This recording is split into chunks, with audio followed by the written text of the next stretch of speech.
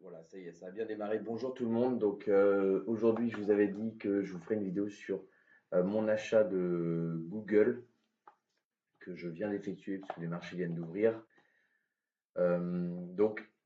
Pour différentes raisons. Euh, En fin de compte, en ce moment, tout le monde parle de l'IA, tout le monde veut investir dans l'IA. À savoir que moi, j'ai pas investi dans l'intelligence artificielle en tant que telle. Euh, Si on regarde les marchés comme le SP500 par exemple, euh, il est très haut, n'est-ce pas? Très haut, très valorisé, perché sur ses sommets. Donc, selon moi, le mieux à faire dans ces cas-là, c'est d'aller chercher les actions qui composent le SP500 qui sont en chute. Donc, j'ai acheté différentes actions, dont Google, et en fait, euh, je vais utiliser différents moyens pour effectivement savoir que je peux ou non acheter Google. Mais j'ai aussi, en fait, c'est parti d'une idée qui est que Google possède des parties, par exemple, de SpaceX, cette action qui a été mise en bourse par Elon Musk, possède également des parts chez Anthropic. Donc finalement, il possède des parts chez des sociétés d'intelligence artificielle. Il possède aussi des parts chez des tas d'autres sociétés, en plus de leur business model basé sur la pub et le contenu interactif comme YouTube. Donc c'est aujourd'hui, c'est une société qui, en achetant cette société, vous achetez un panier d'actions. Et ils ont en plus de ça, ils seront probablement partie des sociétés qui seront encore présentes dans les décennies à venir dans le top 10 des grosses sociétés mondiales. Euh, Puisqu'ils ont dégagé tellement de cash que bah, en fait, ils sont en sécurité. C'est une entreprise qui fait de bons résultats. Euh, donc voilà. Et euh, ces derniers temps, elle chute. Donc elle chute de moins 21%. Si je ne m'abuse, on va regarder ça. Hop, pardon. Tac. Hop. Alors, ces derniers temps, elle chute effectivement de, voilà, hop, moins 21%. Donc, euh, il faut savoir que le marché a tendance à baisser à peu près une fois par an de moins 10%, deux ou trois fois par an de moins 5%, et une fois tous les 15 à 20 ans de moins 30, moins 40, moins 50%. Ça a été même jusqu'à moins 70%, mais c'est très rare. Donc, là, à moins 20%, on est dans une fenêtre de tir assez intéressante. En plus, sur un support, vous voyez, j'ai marqué les différents supports possibles. Donc, euh, il me semble que c'est une bonne idée de rentrer sur cette action. Et encore une fois, comme je vous le dis, quand vous achetez Google, ça vous évite d'acheter des actions survalorisées que tout le monde veut, euh, comme par exemple SpaceX. Vous achetez le propriétaire de SpaceX, Google, qui donc lui aussi est impacté par SpaceX, mais en achetant ça beaucoup moins cher que SpaceX. Vous allez voir pourquoi, je vais vous donner après les points que je suis pour savoir si j'achète cher ou non. Et euh, pas que SpaceX, j'achète aussi Anthropic et puis j'achète d'autres sociétés avec. Euh, et sur un business model qui est bien plus rassurant parce que si SpaceX se casse la figure, bon bah très bien. Alors que pour que Google se casse la figure, il faut que toutes les sociétés que possède Google se cassent la figure, plus que son propre business model se casse la figure. Donc comme c'est tellement de domaines variés, en fait il vaut mieux acheter Google et donc ça nous permet d'avoir une exposition sur pas mal de choses à un prix cassé. Donc maintenant voilà les points que je suis pour savoir si une entreprise est bonne à acheter. Et donc, je commence toujours par d'abord comprendre l'activité de l'entreprise. Ça, c'est le cas. La taille de l'entreprise est trop grande pour faire faillite. C'est le cas. Je vérifie que les dividendes augmentent chaque année pendant les dernières années. Et là, pour être honnête, ce n'est pas le cas. Donc, c'est sur les 15 ou 16 points que j'ai regardés, l'un des trois points faibles qui fait que d'ailleurs, je ne vais pas acheter Google à raison de 10% de mon portefeuille, mais seulement 2%, donc à faible risque, et que je ferai peut-être des add-ins, des ajouts de position plus tard si ça continue à baisser, jusqu'à maximum 4% de mon portefeuille. Donc là, si on arrive à y aller, je vais pouvoir vous montrer les choses. Donc ça n'a pas l'air de vouloir y aller, mais concrètement, le dividende, ils en versent que depuis 3 ans. Et il n'est pas forcément toujours en hausse. Donc ça, c'est un point faible. Ensuite, par contre, ils ont bien 3 ans de bénéfices en hausse. Le taux de distribution est de seulement 18%. Non, pardon, 6,41%. C'est pareil, il faudrait que je puisse accéder à mon site, mais là, je n'y accède pas. Ça y est, ça vient. Hop, voilà, on y est, ça y est. Donc voilà, on a le taux de distribution qui va être par ici. Hop. Alors, laissez-moi chercher ça une seconde. Le taux de distribution, où est-ce qu'il est? Mon taux de distribution. Tac, tac. Ici, ratio de distribution 6,41%. Donc, c'est un niveau très très faible. C'est-à-dire qu'ils ne redistribuent pas tant que ça aux actionnaires, ce qui leur permet de réinvestir beaucoup. Mais voilà, il faudrait qu'ils distribuent un peu plus pour maintenir les investisseurs intéressés ou alors il faut qu'ils maintiennent vraiment une grosse rentabilité sur leur action en latent. Donc voilà, donc là c'est le cas pour l'instant, donc c'est pour ça que ça reste intéressant à acheter. Là, il t'annonce un PER actuel à 26,99, on en parlait tout à l'heure. Moi, je l'aperçois au prix actuel, réactualisé plutôt à 16. Je vais vous dire pourquoi. Et donc, effectivement, voilà, on voit bien que le dividende est versé sans interruption depuis 2 ans. Il n'a pas diminué depuis 1 an. Donc ça, c'est un point faible, comme je vous l'ai dit. Ensuite, l'entreprise doit faire fructifier son argent au-delà du coût du crédit bancaire. Et ça, c'est le cas. Puisque si je prends un crédit aujourd'hui en France, j'en ai pour 3-4%. Google va me rapporter plus de 3-4% par an, donc c'est OK.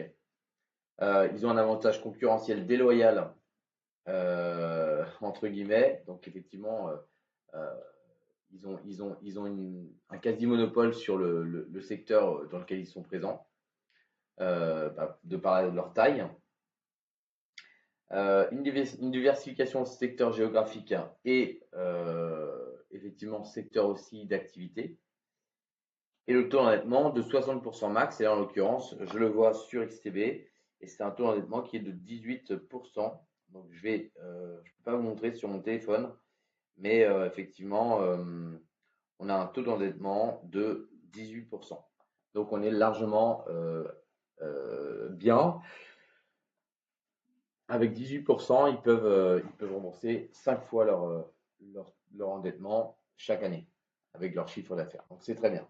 Donc voilà, ça c'est pour les premiers points. Ensuite, je m'attarde sur les points effectivement un peu plus techniques, spécifiques au bilan, au compte de résultat. Et donc pour ça, je regarde d'abord le chiffre d'affaires. Donc celui-ci, il faut qu'il soit en croissance de au moins 10% par an, ce qui est le cas sur les dernières années. Là, vous voyez, il y a vraiment une belle croissance. Hop, je vais vous montrer depuis le départ. Tac, voilà, on est à 257, 282, 307, 350, 402, etc. Je regarde l'EBITDA, marge opérationnelle, pour voir si effectivement il dégage suffisamment d'argent pour se payer les impôts, etc., les crédits bancaires, tout ça. Effectivement, il faut que ce soit au moins 20%, donc là c'est le cas aussi. Et 106 000 sur 257, 110 000 sur 282, 118 sur 307, donc c'est au moins 20%. Et c'est même bien au-delà, donc c'est très bien. Un résultat net qui doit être de 10% au moins par rapport à leur chiffre d'affaires. Et là, c'est aussi le cas, largement. Et 73 sur 307, 100 sur 350, donc on est même plutôt à 30%. Donc voilà. Et je regarde le bénéfice net par action qui lui va être en progression d'au moins 10% par an. Il est là, le bénéfice net par action BNA. Et donc là, c'est pareil, il est en croissance, 5,61, enfin, plus ou moins, on va dire, c'est un petit peu un point faible, mais ça va, globalement, c'est en croissance. À partir de là, donc j'ai pour l'instant 2 points faibles.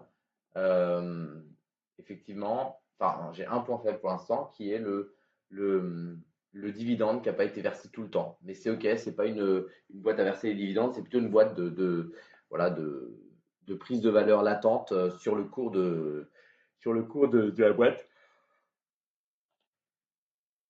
Et donc, hop là, pardon, j'ai pas cliqué sur le bon. Donc je m'attarde à ce moment-là sur le PER.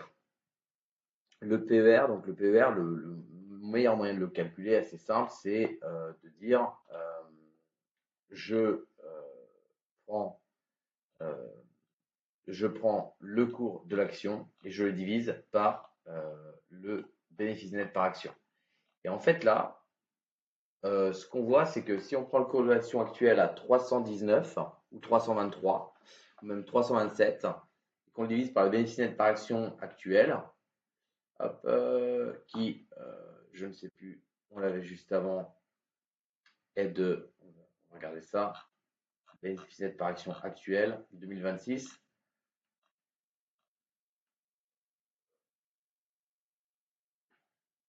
4,56 4,56 peut-être. Hop là.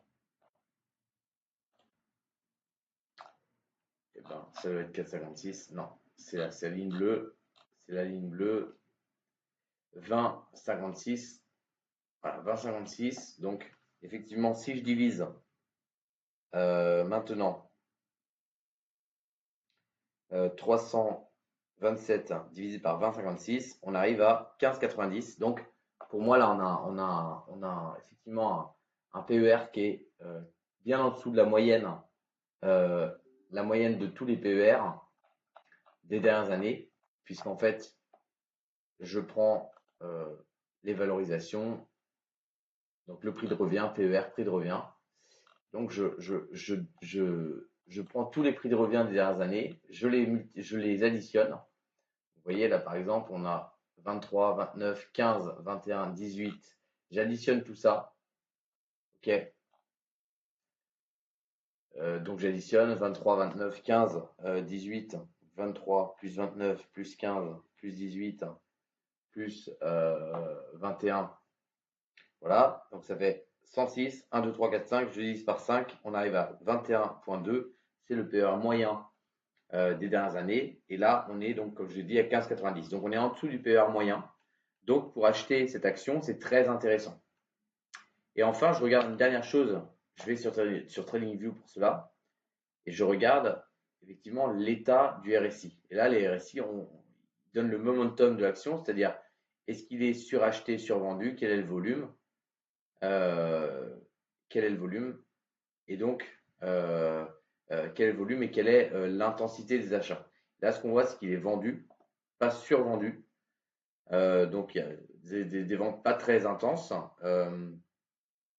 et on n'est pas non plus sur donc, ni des gros volumes, ni des ventes soudaines. Mais on est quand même proche du RSI à 30, donc c'est pas encore le meilleur moment pour acheter, mais c'est un deuxième point, on va dire, faible. On pourrait attendre peut-être à ce qu'ils reviennent dans la deuxième zone pour acheter encore 1%, puis peut-être dans la troisième zone 1%. Mais là, pour moi, c'est une bonne zone d'achat parce que ça peut ne pas descendre et ça peut repartir d'ici. Donc, moi, j'achète à raison de 2% de mon portefeuille pour toutes ces raisons-là. On est dans un prix d'achat qui est très intéressant et cette société porte en elle beaucoup de choses qui devraient être d'avenir. Donc, les prochains secteurs à faire des multiplicateurs importants, comme les boîtes de logiciels dans les années 2000, et donc permettant ainsi de développer son capital pour aller avoir une jolie retraite, n'est-ce pas? Donc, c'est pour ça que j'achète ce genre de boîte en ce moment. Voilà, j'espère que ça vous aura plu. Vous vous rappelez que vous pouvez donc me contacter si vous avez des questions en commentaire, aussi par Instagram. Et je me fais un plaisir de vous répondre et de reprendre avec vous toute ma stratégie d'investissement à long terme. Ce sont des boîtes que j'achète et que je garde ensuite pendant 10 ans. Donc rien à faire, c'est vraiment du passif. Pour moi, en termes de temps, de timing, d'énergie, c'est j'étudie une fois et après, je garde. Et donc, ça capitalise, ça améliore mes capitaux. Donc, c'est très intéressant. Donc, écoutez, je reprends ça avec vous par message si besoin. N'hésitez pas à me contacter. Mon Instagram aussi, SuccessTradingFR. Vous avez les liens en dessous. Le lien aussi vers mon broker Blueberry Market qui vous propose 50% de bonus lorsque vous déposez une somme d'argent. Donc, c'est des fonds propres chez Blueberry Market. Et donc, vous avez un peu plus de marge, ce qui vous permet d'aller travailler à levier. Parce qu'en fait, en trading, on travaille toujours un petit peu à levier. Quand on achète une action, quand on achète effectivement des euros contre des dollars. On travaille un peu à levier pour que nos achats nous rapportent des centaines de dollars, des milliers de dollars lorsqu'on achète 1 euro par exemple. Enfin voilà, un lot, etc. Donc voilà. Donc du coup, n'hésitez pas en fait effectivement à passer par ça. Je rappelle que dans mon mentorat aussi, au-delà de l'accompagnement sans limite de temps jusqu'à ce que vous soyez, que vous gagnez vraiment de l'argent avec le trading, eh bien, il y a aussi un compte financier qui vous est offert, ce qui vous permet de générer vos premiers euros. Pas besoin d'aller mettre de côté de l'argent par vous-même. Vous avez déjà le compte financier qui vous permet d'avoir vos premiers euros et qui ensuite vont sur vos comptes perso et créent vos comptes personnels pour vous détacher des propres firmes. C'est ça l'objectif.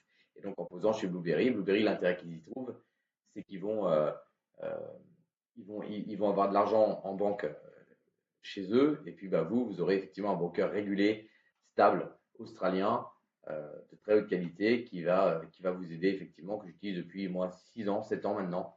Donc voilà. Donc je vous souhaite une bonne journée. Contactez-moi si besoin et à bientôt.